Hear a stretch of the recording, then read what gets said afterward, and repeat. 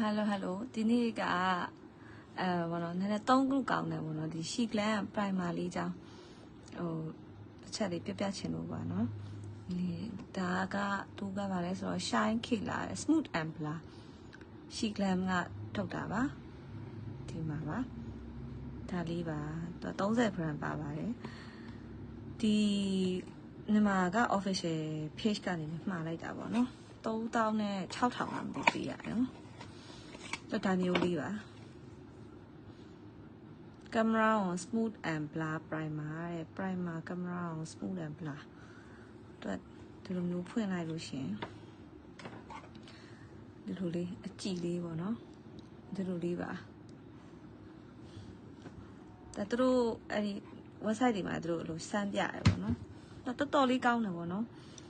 ဒီလိုလိမ့်လိုက်လို့ရှင်လို့ jelly လေးလိုပဲမြင်ရလားမသိဘူးလုံးဝစမှုဖြစ်သွားတာပေါ့နော်အဲ့လိုလိမ့်ပြီးလို့ရှင်လေအသားလေးမှလို့အရန်အဲ့လိုချောပြီးတော့လေဂျယ်လီတစ်ထက်လိုဖြစ်သွားတာပေါ့နော်သူအောက်ကအရေးအကြောင်းတွေကိုသူကအဲ့လိုဗလာလုပ်ပေးတဲ့ပုံစံပေါ့နော်ဒါလေးကမစိုးပေါ့နော်ဟိုတုံးလို့လည်းအဆင်ပြေတယ်ဒါပေမဲ့ဟိုဘူးထွက်လာပါလားတော့မသိဘူးဘူးထွက်အဲ့လိုဆိုဘူး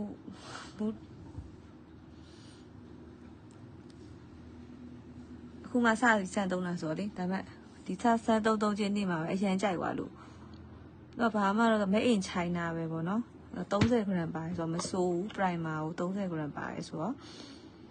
ဒီမှာဘာတွေပါသေးလဲဆိုတော့ဒီမှာဒါလေးတော့သူရေးထားတယ်ပေါ့နော်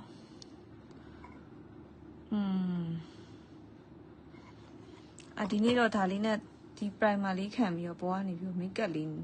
ပြန်ပြီးတော့တုံးလိုက်တာ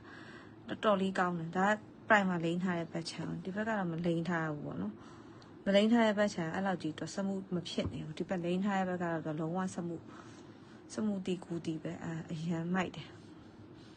အဲ့လို jelly တစ်ထက်လိုပဲသူရဲ့ဟိုလေနည်းနည်းလေးနဲ့အဲ့ဒီသုံးလို့ကောင်းလို့တစ်ချက်လာပြီးတော့ပြပြရပါ